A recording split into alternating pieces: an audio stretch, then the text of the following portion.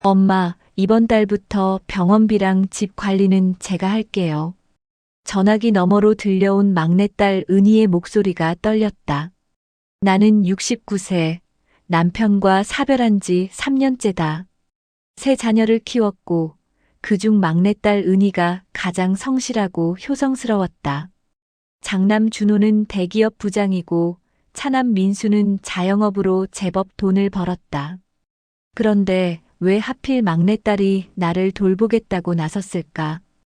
은희야, 오빠들한테 먼저 물어봤니? 엄마, 괜찮아요. 제가 알아서 할게요. 통화를 끊고 나서도 마음이 무거웠다. 은희는 중소기업에 다니며 두 아이를 키우는 워킹맘이다. 남편도 안정적인 직장은 아니라고 들었다. 반면 아들들은 여유가 있어 보였다. 특히 준호는 강남에 아파트를 두 채나 갖고 있다는 소문을 들었다. 며칠 뒤 나는 결심했다. 직접 물어보지 않고 조용히 지켜보기로. 내 형편을 낮춰서 그들이 진짜 어떤 사람들인지 확인하고 싶었다. 먼저 평소에 잘 입지 않던 낡은 옷을 꺼냈다. 20년 된 회색 점퍼에 색바랜 운동화, 손때 묻은 천가방. 거울을 보니 동네 폐지 줍는 할머니 같았다. 좋다. 이 정도면 누가 봐도 돈 없는 노인으로 보일 거다. 첫 번째 관찰 대상은 장남 준호였다. 준호네 집은 신축 아파트 25층이었다. 나는 일부러 그 아파트 단지 앞 슈퍼에서 장을 보며 며칠간 기다렸다. 사흘째 되던 날 준호가 출근하는 모습이 보였다. 말끔한 정장에 고급 가방, 최신형 외제차 키를 돌리는 손놀림까지 여유로웠다. 아저씨, 이거 얼마예요? 나는 일부러 준호가 지나가는 길목에서 슈퍼 주인에게 물었다. 라면 한 봉지 값을 묻는 것이었다. 준호는 내 옆을 지나치며 잠깐 눈길을 주더니 고개를 돌렸다. 나를 알아보지 못했다. 아니, 알아보지 않으려 한 것 같았다. 초라한 노인은 그의 시선에 들어오지 않았다. 어머니, 라면은 1,000원이에요. 슈퍼 주인이 친절하게 대답했다. 나는 지갑을 뒤적이는 척하며 준호의 뒷모습을 지켜봤다. 그는 차에 타기 전 한 번도 뒤를 돌아보지 않았다. 이틀 뒤에는 준호네 아파트 경비실 앞 벤치에 앉아 있었다. 점심시간이 되자 준호의 아내 수진이 나타났다. 명품 핸드백을 들고 하이힐을 신은 그녀는 다른 아줌마들과 수다를 떨었다. 우리의 학원비가 한 달에 200이야. 영어, 수학, 논술에다 피아노까지. 그래도 강남권이잖아. 투자할 만하지. 근데 요즘 시부모님이 자꾸 돈 얘기를 하시는 거 있지. 우리도 애들 키우느라 빠듯한데. 수진의 목소리가 조금 낮아졌다. 나는 벤치에서 졸고 있는 척하며 귀를 기울였다. 시어머니가 병원 다니신대요. 근데 왜 우리 보고만 돈을 달라는지 모르겠어요. 동생들도 있잖아요. 에이, 그래도 큰아들이니까 그러는 거 아니야? 큰아들이면 뭐해요? 우리도 애들 교육비에 집 대출금에 정신없는데. 시누이나 시동생이 해야죠. 나는 눈을 살짝 떴다. 수지는 여전히 웃고 있었지만 그 웃음 뒤에 짜증이 묻어났다. 그녀는 곧 택시를 잡아 타고 사라졌다. 집으로 돌아오는 길 가슴이 답답했다. 준호와 수진에게 나는 부담이었다. 돈이 필요하면 큰아들한테 얘기하라는 주변의 말이 무색했다. 하지만 아직 판단하기엔 이르다. 차남 민수도 봐야 했다. 민수는 작은 음식점을 운영했다. 장사가 잘 된다는 소문을 들었지만 직접 확인해보고 싶었다. 나는 민수네 식당 근처 시장을 며칠간 배회했다. 넷째 날 식당 앞을 지나가다가 일부러 휴지를 떨어뜨렸다. 할머니, 휴지 떨어뜨리셨어요. 젊은 직원이 친절하게 주워줬다. 민수는 안쪽 주방에서 요리하고 있었다. 나는 고맙다는 인사를 하고 천천히 걸어갔다. 민수는 나를 보지 못했다. 다음 날은 식당 점심시간에 맞춰갔다. 문 앞에서 망설이는 척하며 메뉴판을 들여다봤다. 값이 만만치 않았다. 오삼불고기 정식이 13,000원, 된장찌개 정식이 9,000원. 내가 먹기엔 비싼 가격이었다. 어머님, 들어오세요. 자리 있어요. 민수의 아내 지영이 손님을 맞이하고 있었다. 나는 고개를 저으며 물러났다. 아니에요. 그냥 구경만 하고 갈게요. 에이, 괜찮은데. 밥 한 끼 드시고 가세요. 지영은 웃으며 권했지만 눈빛은 차가웠다. 장사가 잘 되는 시간대에 초라한 노인이 들어오는 걸 달가워하지 않는 기색이 역력했다. 나는 다시 고개를 저으며 돌아섰다. 민수야, 손님 또 왔어. 안쪽에서 민수의 목소리가 들렸다. 그는 바쁘게 움직이며 주문을 받았다. 정신없는 와중에도 나를 힐끗 봤지만 역시 알아보지 못했다. 아니, 알아보려 하지 않았다. 일주일쯤 지났을 때 은희에게서 전화가 왔다. 엄마, 이번 주 토요일에 병원 모시고 갈게요. 검진 예약했어요. 은희야, 넌 주말에도 쉬어야 할 거 아니냐? 괜찮아요, 엄마. 아이들은 남편이 봐줄 거예요. 은희의 목소리는 피곤했지만 단호했다. 나는 더 이상 말리지 않았다. 토요일 아침 은희가 왔다. 오래된 경차를 몰고 온 그녀는 머리를 대충 묶고 화장기 없는 얼굴로 나타났다. 눈 밑에 다크서클이 짙었다. 엄마, 가요. 은희야, 오빠들한테는 말했니? 오빠들은 바쁘대요. 제가 모시는 게 낫겠어요. 병원 가는 차 안에서 은희는 말이 없었다. 신호 대기 중에 그녀의 손을 봤다. 거칠고 트고 손톱은 갈라져 있었다. 회사 일, 집안일, 아이들 뒷바라지에 지친 손이었다. 은희야. 네, 엄마. 힘들지? 은희는 잠깐 침묵하다가 웃었다. 아니에요. 엄마 모시는 게 힘들 리가 없죠. 거짓말이었다.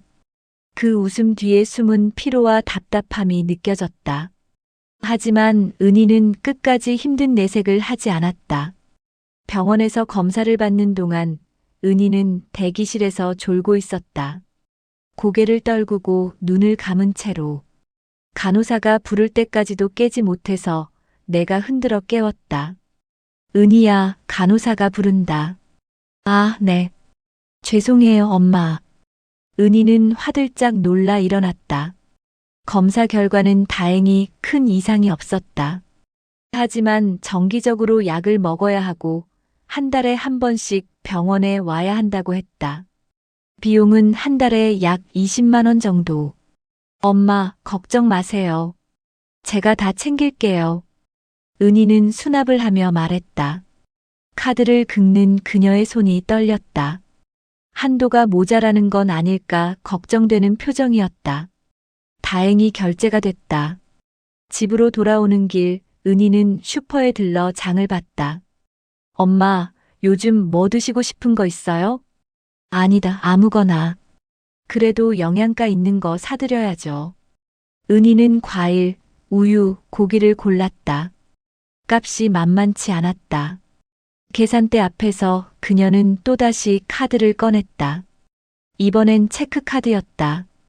통장 잔액이 부족하진 않을까 걱정되는 얼굴이었다. 엄마, 집에 두고 드세요.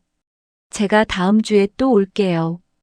은희야, 넌 내 가족부터 챙겨야지. 엄마도 제 가족이에요. 은희는 씩 웃으며 짐을 들었다.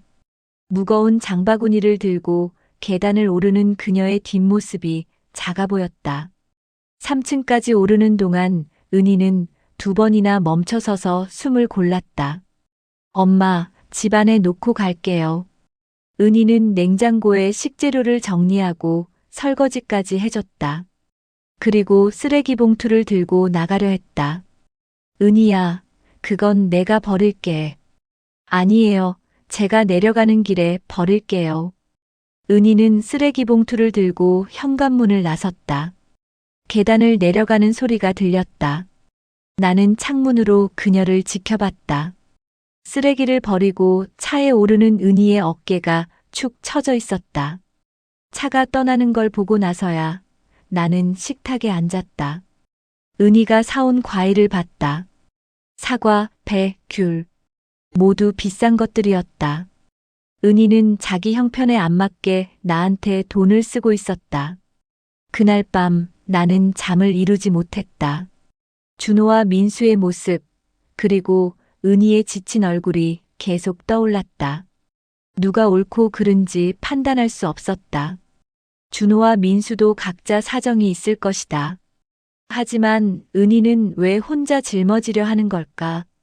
다음 주 중에 나는 다시 관찰을 시작했다. 이번엔 세 자녀가 함께 모이는 자리를 만들어 보기로 했다. 내 생일이 한 달 뒤였다. 미리 연락해서 모두 오라고 했다. 엄마, 생신이시네요. 갈게요. 준호는 선뜻 대답했다. 민수도 오겠다고 했다. 은희는 당연히 온다고 했다. 하지만 나는 그 자리에서 진짜 모습을 보고 싶었다.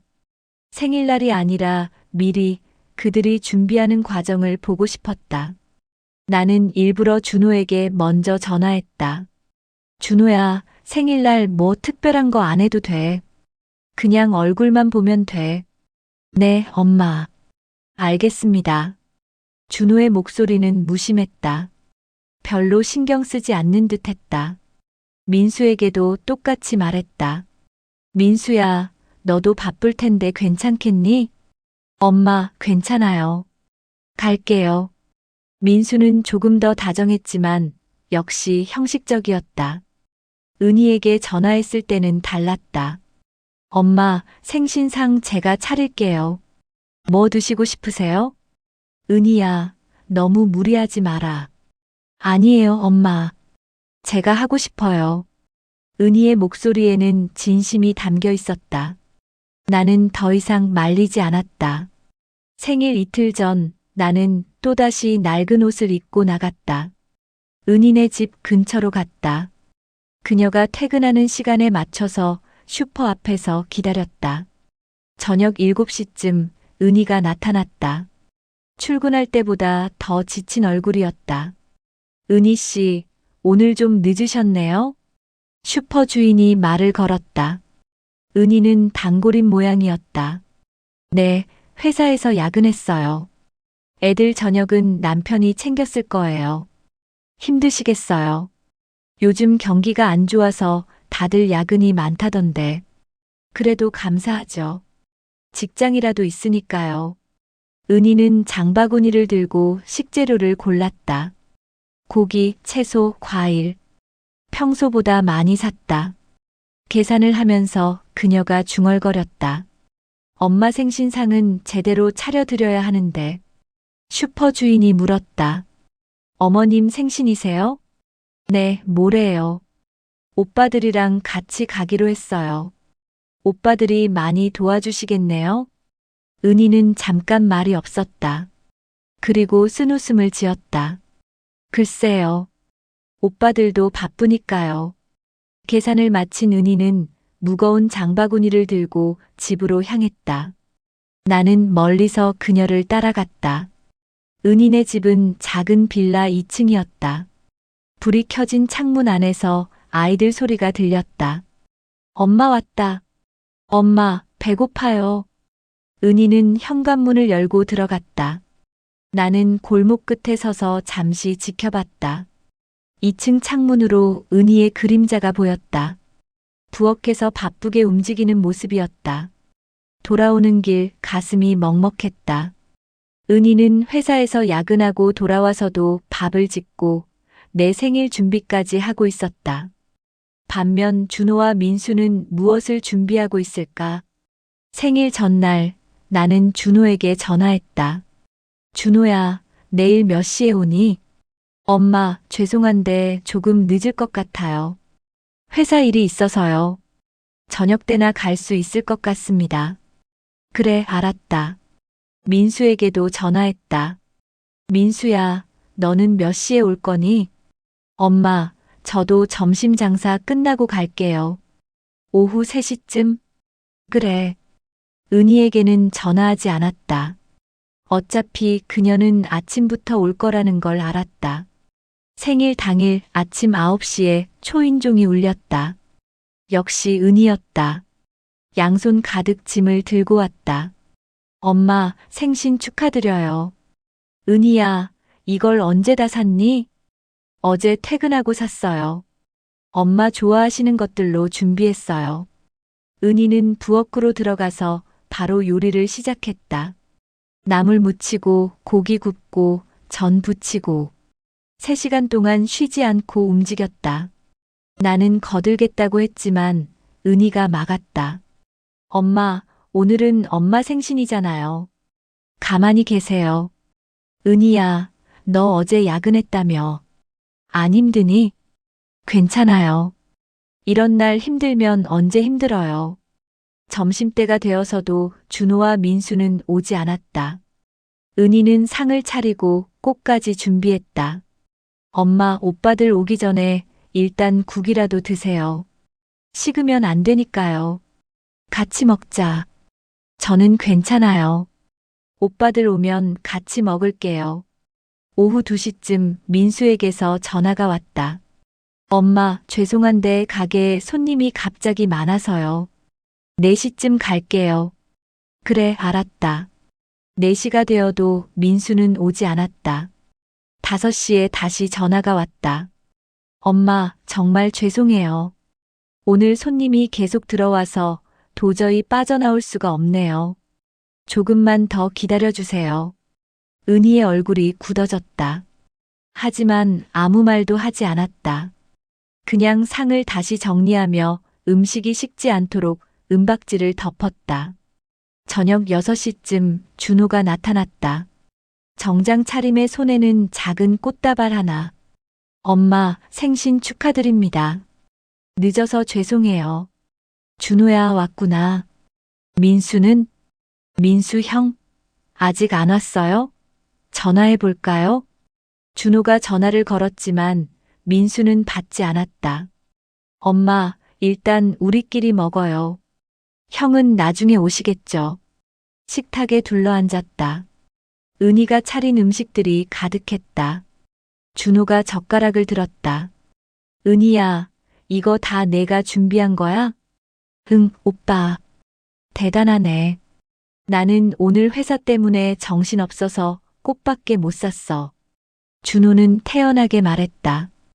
은희는 아무 대꾸도 하지 않았다. 밥을 먹는 동안 준호는 회사 얘기만 했다. 프로젝트가 어떻고 상사가 어떻고 실적이 어떻고 나와 은희는 듣기만 했다. 엄마, 그나저나 요즘 건강은 어떠세요? 그럭저럭 지낸다. 병원은 다니세요? 응, 은희가 데려다 줘. 준호가 은희를 쳐다봤다. 은희야, 내가 병원까지 모시고 다녀. 응, 오빠. 힘들지 않아? 괜찮아. 준호는 잠깐 침묵했다. 그리고 말했다. 그래도 우리가 돌아가면서 해야 하는 거 아니야? 내가 계속하면 힘들잖아. 오빠도 바쁘잖아. 내가 할게. 그래도. 준호는 말끝을 흐렸다. 하지만 더 이상 병원 얘기는 꺼내지 않았다. 그는 밥을 먹고 나서 시계를 봤다. 엄마, 죄송한데 저 일찍 가봐야 할 것 같아요. 내일 아침 일찍 회의가 있어서요. 그래, 알았다. 은희야, 엄마 잘 부탁해. 준호는 일어서서 재킷을 입었다. 그리고 현관문을 나갔다. 차 시동 거는 소리가 들리고 곧 멀어졌다.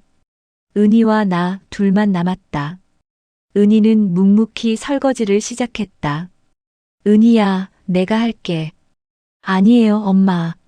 제가 할게요. 은희의 손이 떨렸다. 설거지를 하다가 그릇 하나를 떨어뜨릴 뻔했다. 나는 그녀의 어깨에 손을 얹었다. 은희야. 은희가 돌아봤다. 그녀의 눈에 눈물이 고여 있었다. 엄마, 죄송해요. 제가 오빠들한테 미리 얘기를 못해서. 무슨 소리니? 내가 왜 미안해하니? 저만 혼자 챙기는 것 같아서 오빠들이 부담스러워 할까 봐요. 근데 오빠들은 바쁘니까. 은희의 목소리가 떨렸다. 나는 그녀를 끌어안았다. 은희야, 넌 충분히 잘하고 있어. 엄마. 은희는 내 품에서 한참을 울었다. 쌓였던 피로와 서러움이 한꺼번에 쏟아지는 것 같았다. 나는 그녀의 등을 토닥였다. 그날 밤 은희가 돌아간 뒤 나는 오래 생각했다. 준호와 민수를 원망할 수도 있었다. 하지만 그들도 각자 사정이 있을 것이다. 준호는 회사에서 치열하게 살아남아야 하고 민수는 장사로 먹고 살아야 한다. 그들이 나쁜 사람들은 아니다.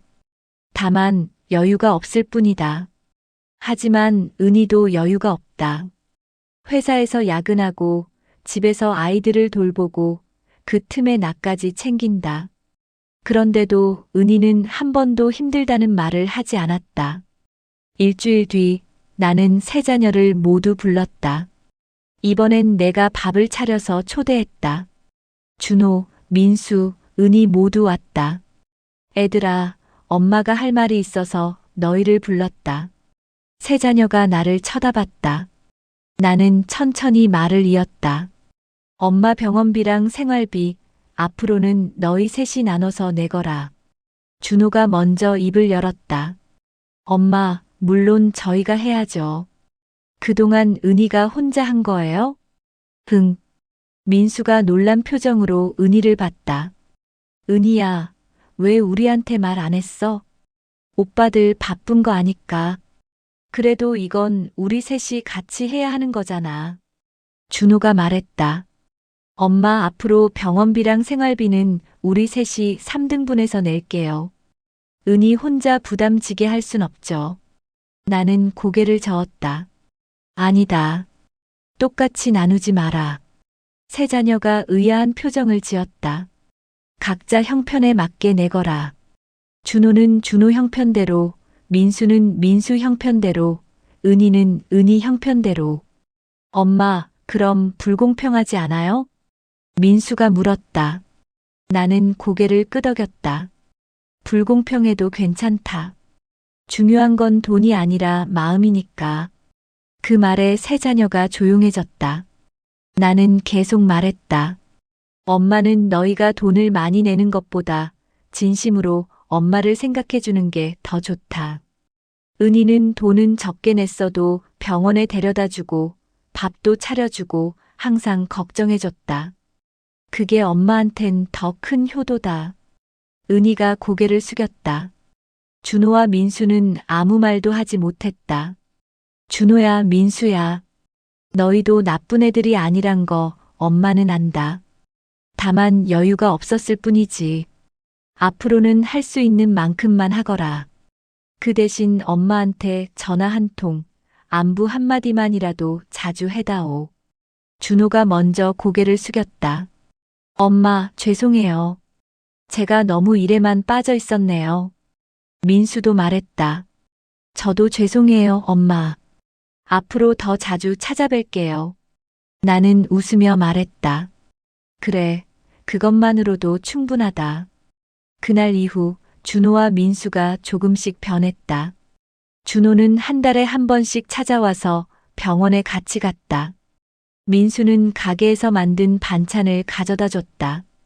돈은 예전보다 적게 냈지만 마음은 더 자주 전해졌다. 은희는 여전히 바쁘게 살았지만 이제는 혼자가 아니었다.